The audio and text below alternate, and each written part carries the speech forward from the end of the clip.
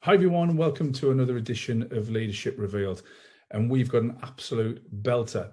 So I'm going to be interviewing Sallee Poinsette-Nash, who is a branding and brand expert, and she has a company called Brandable Co. Now, in this episode, we talk about the difference between personal branding and corporate branding. We talk about her idea on paying it forward, and also that if you're taking from somebody, there needs to be a fair exchange that you need to give back, which again ties in nicely to pay it forward. What Sallee knows on marketing is absolutely phenomenal, and her branding expertise is one you should surely be taking notes. I know when I was speaking to Sallee offline, I scribbled about 4 or 5 pages of notes, and these are things that I'm going to be certainly looking to implement in my business. So once again, thanks for tuning in to Leadership Revealed, and I'm sure you're going to enjoy this episode on branding.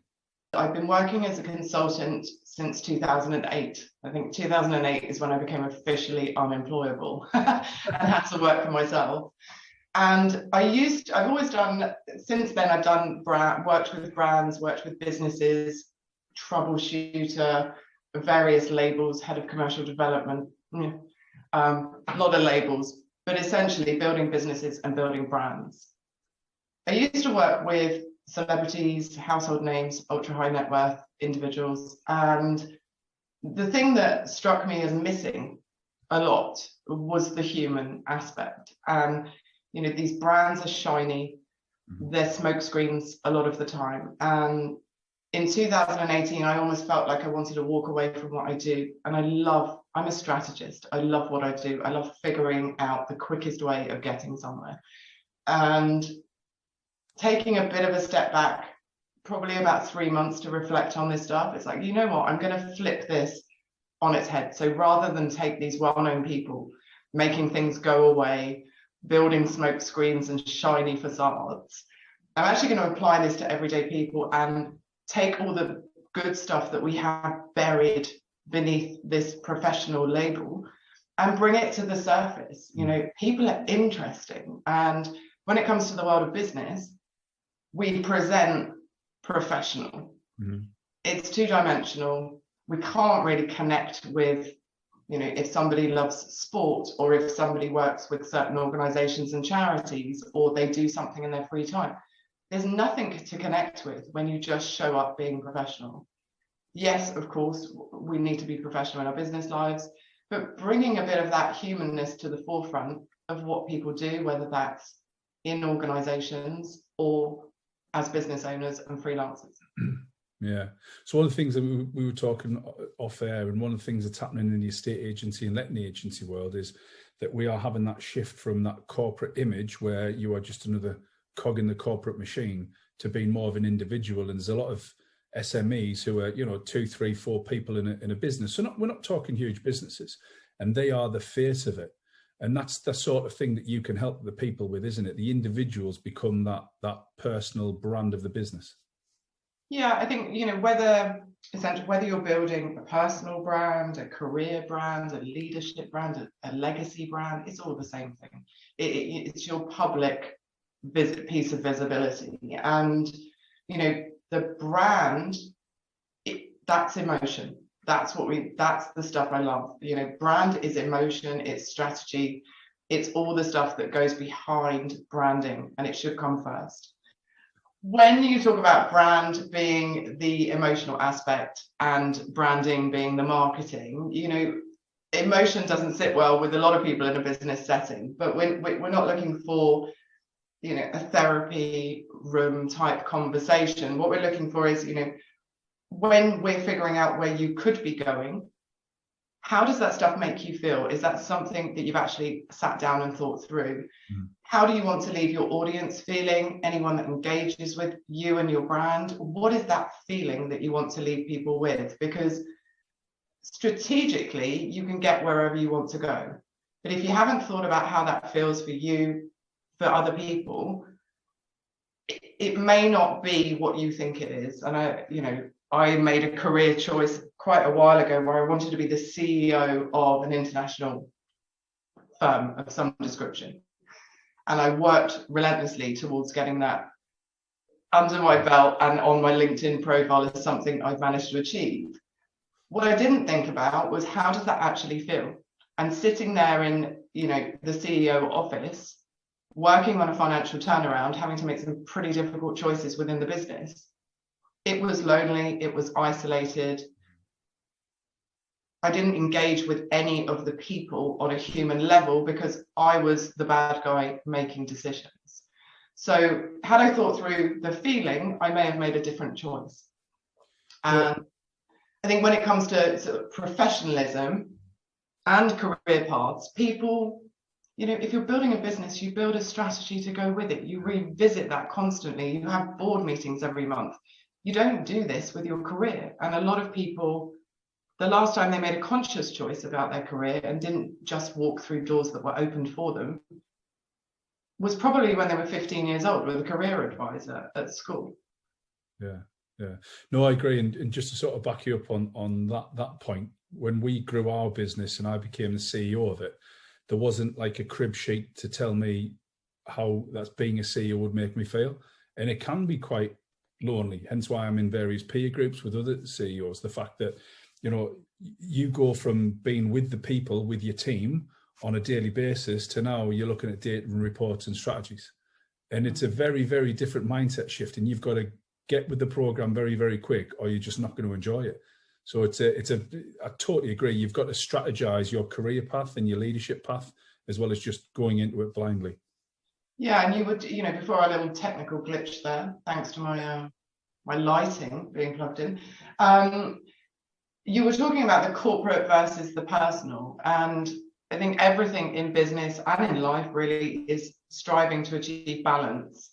That can change at any given moment, and balance can be thrown out the wrong way. And you need both. You need corporate branding because you want to attract the right customers. You want to have the right recruitment strategy if you're a certain size organization.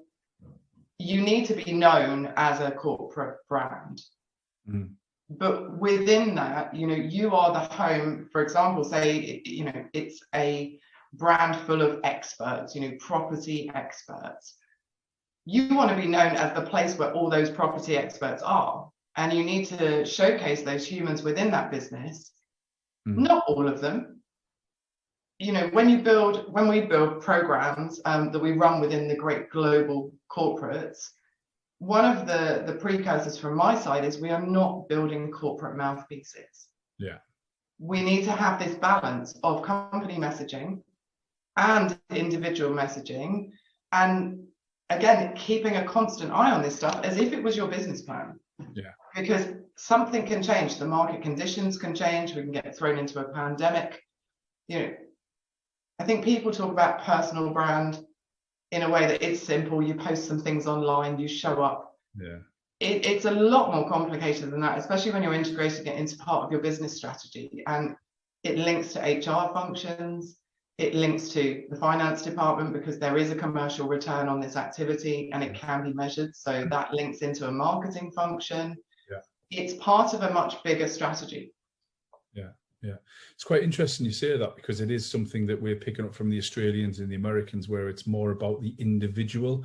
At the minute in the UK, and I'm glad the tide is turning, that we've gone from the corporate world where it's, the big names, the Countrywide, the Connells, and now there's a lot of the individuals. And we are finding that the more individualized you are as a business, be it a corporate with an individual fronting it or a one-man band, we are finding that those types of companies or jobs, if you want to call them that, are gaining a lot of traction in the market. They are doing a lot better than what the corporates used to be able to do on their own.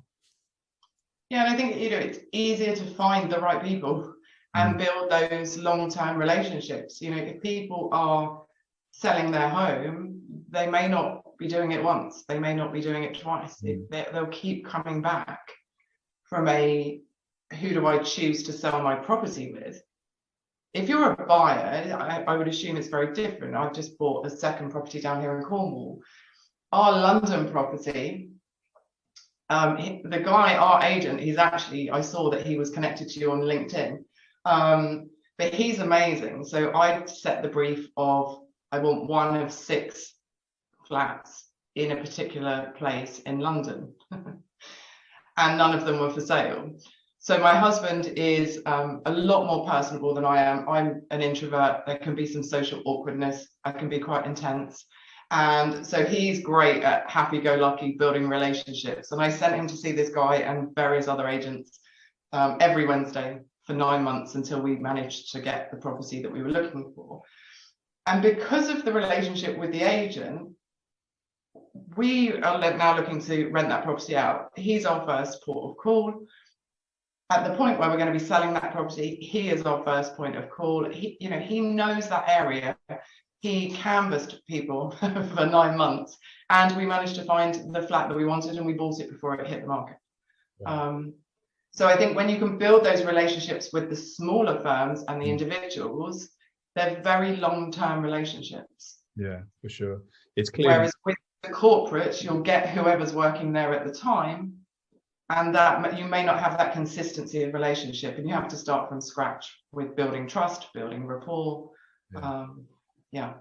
So yeah, no, I totally agree, and I think it is because he's taken it personal. He clearly cares about getting you and your husband the best result, so he has gone the extra mile. Not many agents, the good agents would, but the vast majority would canvass the area. That's impressive. Yeah, no, he was a fine example of what I think an agent should be. Buying a property in Cornwall, we bought it in a seller's market, and we just had to go with the place that had the property, and it definitely wasn't the same experience. So if you're building a personal brand, if you're working as a sole trader, you're on your own, or you've got a smaller estate agents that you're running, how are you going to be the one that people go to sell their properties? Because essentially that's where the attraction point needs to be. The sellers will always go, the buyers will always go to wherever the properties are. Yeah. So how can you build those relationships with people that are likely to sell? Yeah, I think the first thing is what we tell our guys is just be so bloody good that it doesn't matter if they're buying, we've got the problem, we've got 20 people. Give those 20 people a world-class service, and then hopefully when they come to sell their property in 5-10 years time, we will get it. We do get properties off buyers, people trying to buy a house, when they can't sell their house and their current agent lets them down. They say, well, look, we had such a good experience with you guys buying it, we want you to sell it. And I think that's an easy win for a lot of agents and a lot of businesses in general that they don't necessarily tap into. Yeah, and also that word of mouth. Maybe they're not selling something, but because it's not directly obvious, doesn't mean that 5 people in their circle are not selling something. Yeah. I think that's the way with brokers, for sure, that you go with word of mouth. It's like, who got you the best deal, who gave you the best experience. Yeah. And yeah, I think that should be the same in any business. The word of mouth component around Brandable Co, although it's a global business, it's very strong. People have a certain experience. I think it's hard sometimes to see, well, where's the commercial return? And it is hard to measure initially, and it's hard to measure if you don't have huge marketing departments that have got, data people sitting within them. But it is measurable, and you can see it affect the bottom line. It's a longer term piece. You're talking about within 12 months rather than within 12 days. So you don't run a program and expect to see instant results. People have to trust you. You suddenly pop up out of nowhere. And then you start to build your reputation, and you start to build this trust around you. Going back to what you said before about when you were given an idea about the brand and the branding. We've just gone through this process with one of the companies that we're starting, and we used a branding expert, and he, just to back you up, he said exactly the same as you. And it was really interesting that when we looked at what the message was and everything else, actually some things changed in the business plan, or some things were suggested to change in the plan, because we wanted to know who's our target market, what are we thought of, do we have a say-do gap, as in do we say we do something but the actual what we do is completely different. And it was really interesting that some of the suggestions that came back did actually alter what we originally thought, and this is only in a short period of time. So it's incredibly important to anybody who's watching this or listening to it to actually go back and look at what your brand is, and then you can work out the marketing thereafter. And I think a lot of people don't ask, whether I'm working with corporates who don't want to hear it, or they're just scared of what people might say. Working with founders and freelancers who are building a proposition that they think solves a problem. It's like, did you ask people? There's a lot of effort here going in. There's potentially a lot of investment going in. There's a lot of time for sure going in. Did you stop and ask people? So before I start a brand DNA process with anybody or a business, we would send out an anonymous survey, and the key is in the anonymous. If you allow people to answer questions that you're asking them, the questions have to be quality. Otherwise, you're going to see that lack of quality reflected in your answers.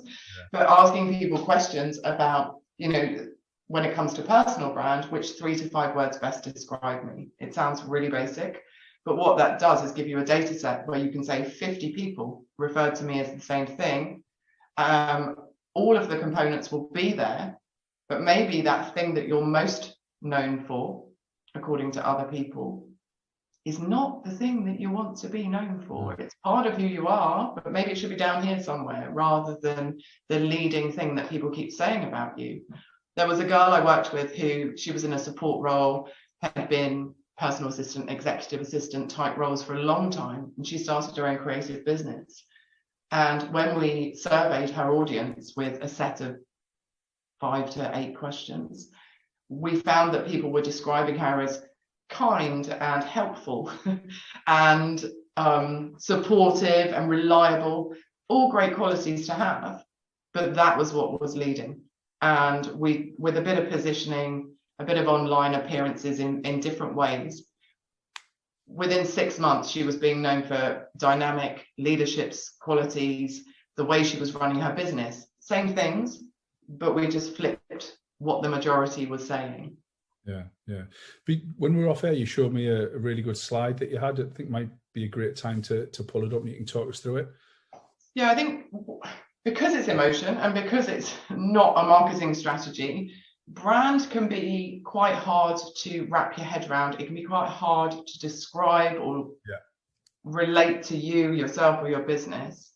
Let me just share my screen here and we'll talk through it as well. For anyone who's listening to this on the podcast, if you pop along over to the YouTube channel, you'll be able to see this.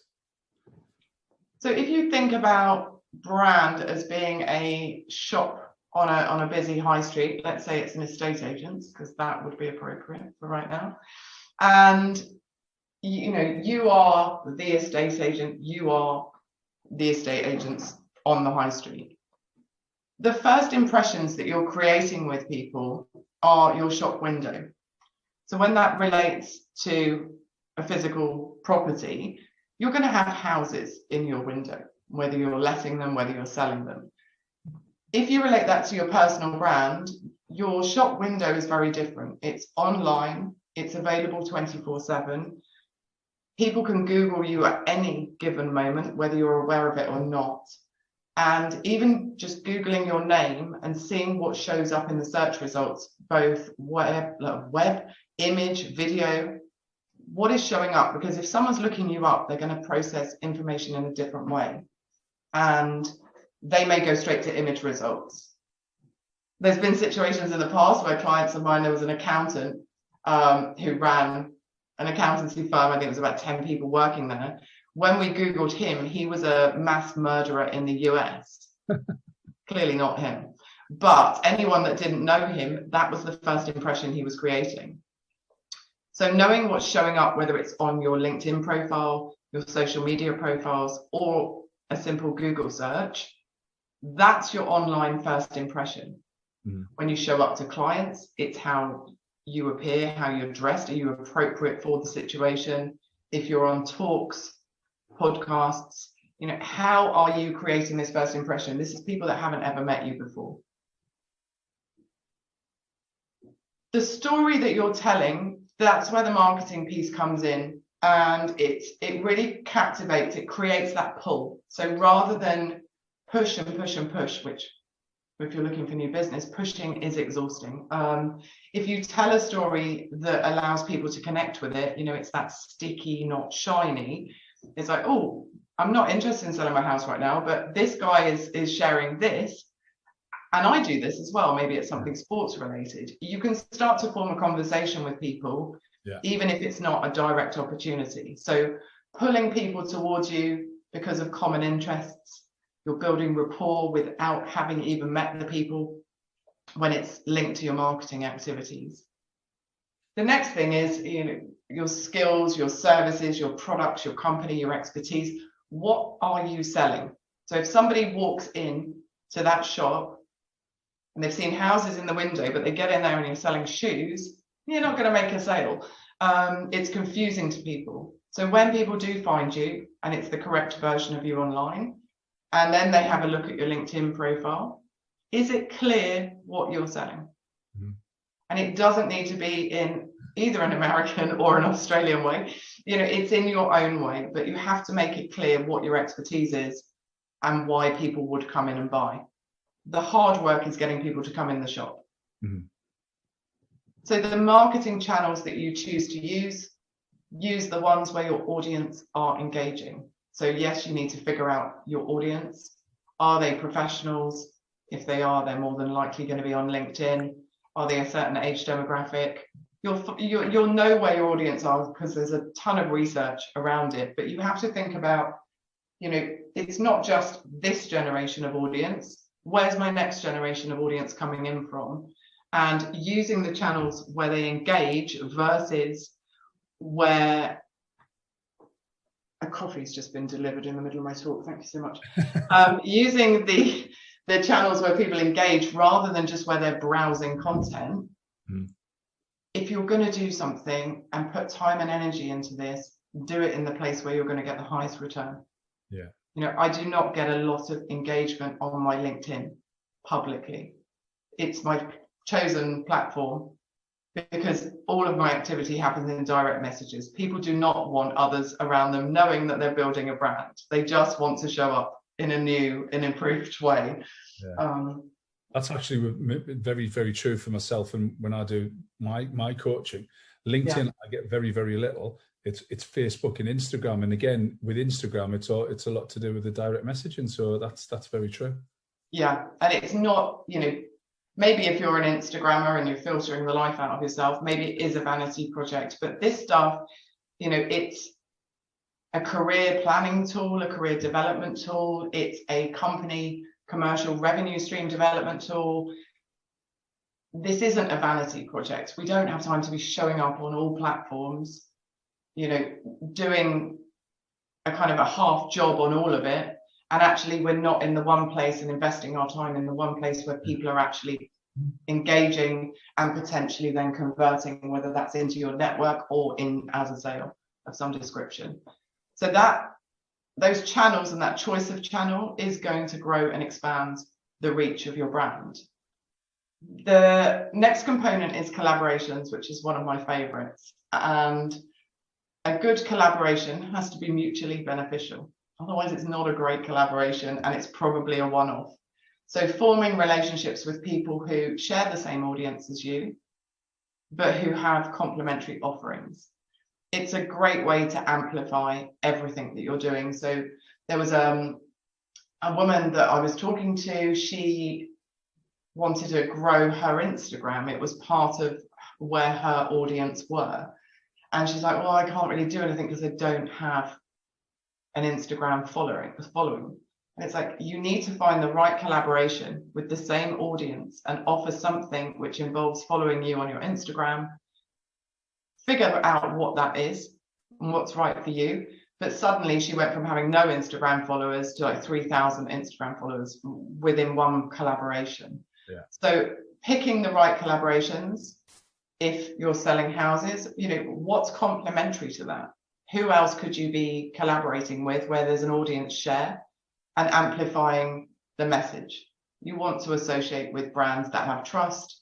You want to associate with people that are doing well.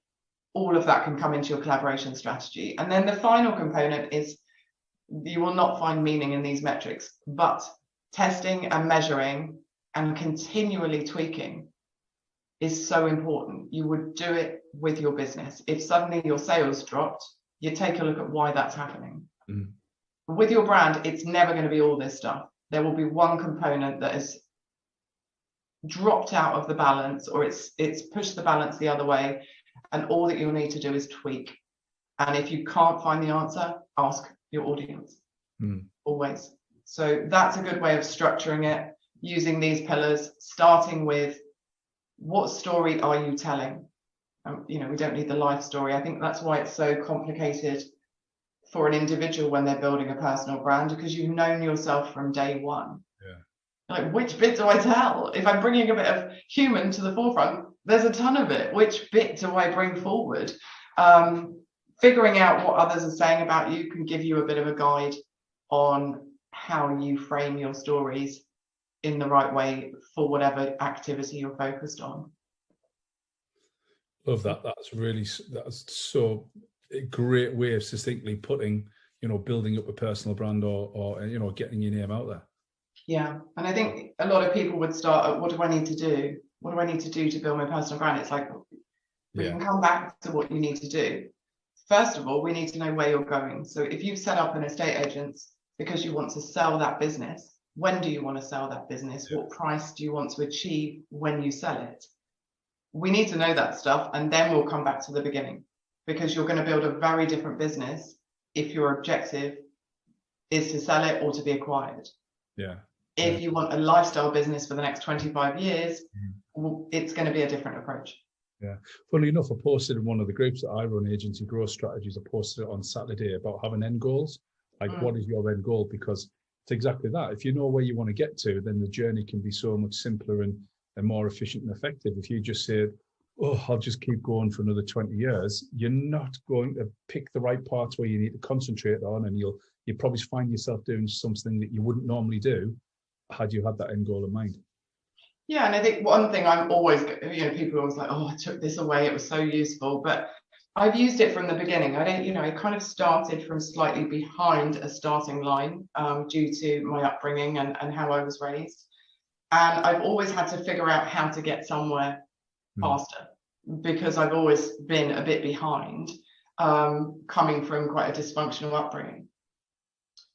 One thing I've used my whole life, and I never really put any term to it until I had to put it into presentations and workshops, but the 1 centimeter rule when it comes to positioning, it's invaluable. It's invaluable for your company marketing, your personal goals, anything you're doing. So if you're positioning yourself exactly where you are today, you're not going to move very fast, because people only see today.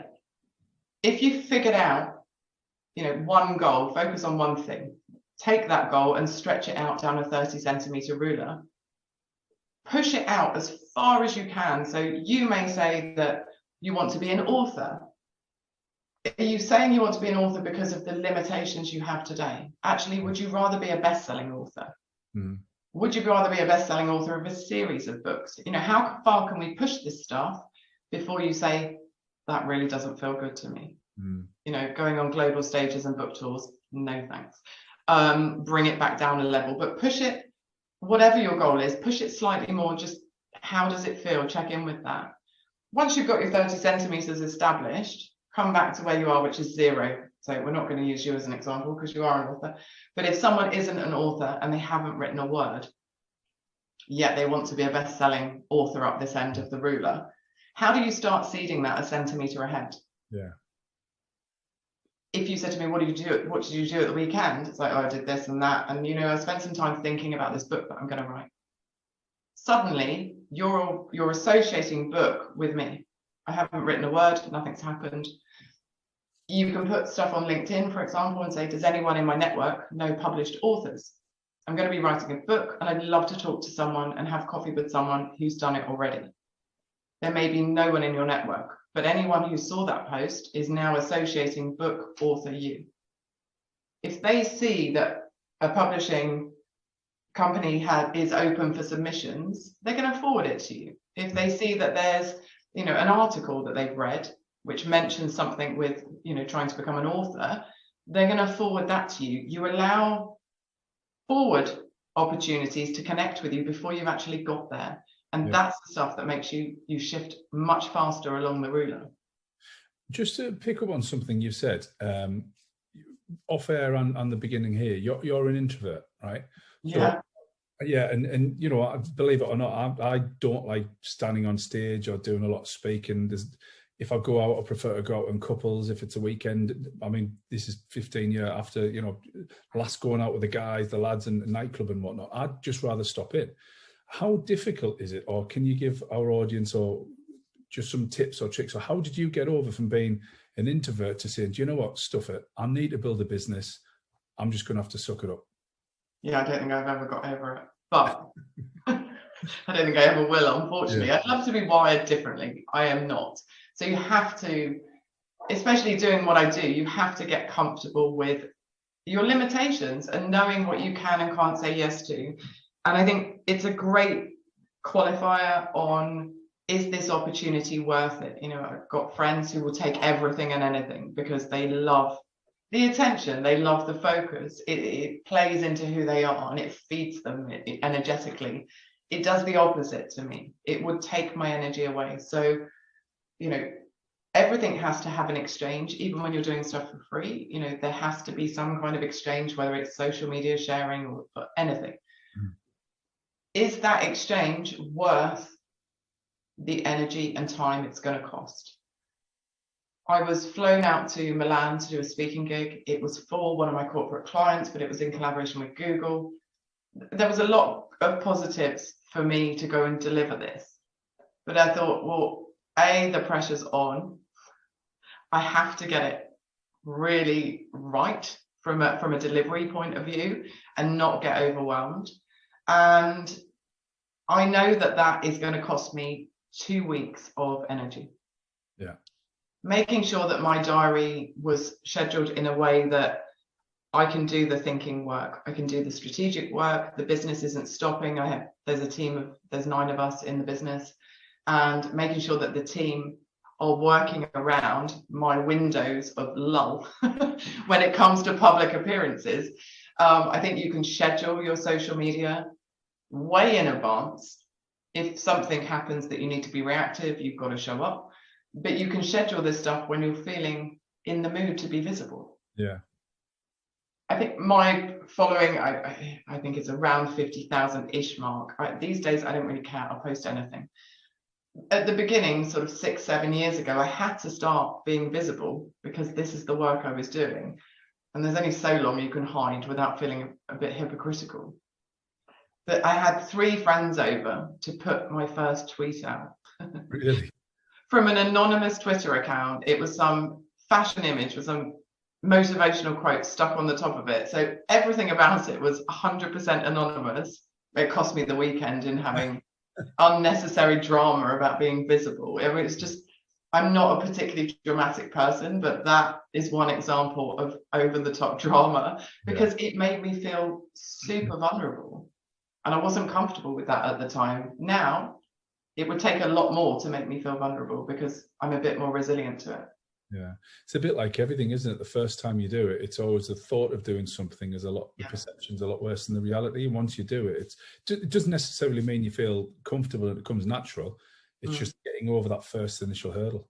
Yeah, and even when you're introducing yourself, for example, you know, people they just tend to talk about work. In certain workshops, I kind of force people to introduce themselves in front of everybody for 60 seconds without mentioning work or anything career related. Yeah. Most people can't do 10-20 seconds. Really? Because they're not used to doing it. Separating work from personal. Yeah, it's safer to hide behind work, you know, but we've been ourselves for far longer than we've been work. Yeah. And once you practice that introduction, as much as you practice the work version, it's actually much easier to be yourself than it is to just sell your job title or your area of expertise. Yeah. What I really, really like, again, we spoke before, was on your website, Brandable Co. And if anybody hasn't seen it, I strongly suggest you go and have a look. It's brilliant. Is you've got our manifesto, and the first line really sums it up for me. You are human, so act like it. I think that's absolutely brilliant, because a lot of us do hide behind this corporate persona. And even though we might be Joe Bloggs working for Purple Bricks or any other sort of, you know, corporate company, we have to define and separate the corporate and the personal and be more human, because people like to buy from other humans. Yeah. And I think, you know, showing up, not in a way that feels braggy or feels arrogant. I mean, if you're a braggy, arrogant character, show up in your natural way, but don't feel that you have to show up in a way that fits somebody else's model. Yeah. You need to show up in a way that's comfortable for you. And I think taking it at your own pace, this stuff isn't a race. Your brand's going to be with you for your entire life because it is just a public extension of who you are. Yeah. Doing this stuff in a way that's comfortable for you allows you to build confidence, and confidence doesn't just come instantly. One of the things, talking about balance, that I force at Brandable Co is our pay it forward projects. Yeah. Making sure that we balance, sort of big corporate fees with making sure that that is being paid forward to not-for-profits, for charities, for people that don't take salaries because they're running meaningful organizations. And every year I've had to limit myself to doing 4, otherwise I'd literally turn into a charity and make no money. But every year I do 4 pay it forward projects. And this year I set the Stop Underselling Yourself project as one of them instead of giving to an organization, and committed to reach 1 million people in 1 year with this Stop Underselling Yourself campaign. I think there's 136,000 or something left to reach that 1 million person goal. But I just have so much experience of being the only thing that's getting in my own way. Yeah. If I was out there selling you, I'd do a really good job of it. But when you have to go out there and represent yourself, yeah, it goes a bit sideways sometimes. So that confidence is a slow burn. You're going to do something and do 2 steps forward, get knocked, take a step back. Confidence doesn't come easy for some people, and it depends on your life experience and how you're wired as a human being. But I have days where I struggle with my confidence because I don't want to be visible. I would rather be at home and close the blinds and just do my work in peace. Yeah. As a business owner, I can't do that. Yeah, I love that. Sallee, this has been absolutely exceptional. I've really, really enjoyed listening to you. I love the manifesto, the pay it forward idea. And we're going to put all your social media handles in the description. So if anybody wants to get in touch, they can do. Yeah, and I think if you are sharing stuff, if you could share, there's a free resources link. So it's part of our bigger social mission. There are a bunch of free guides on the website, whether it's personal brand, confidence, showing up, it's all there. And you hit download, they're yours. It's not a sales funnel. There's no email capture. As many people that want that can have that and use it for their own personal growth. Really appreciate that. Sallee, once again, thank you very much. Thank you.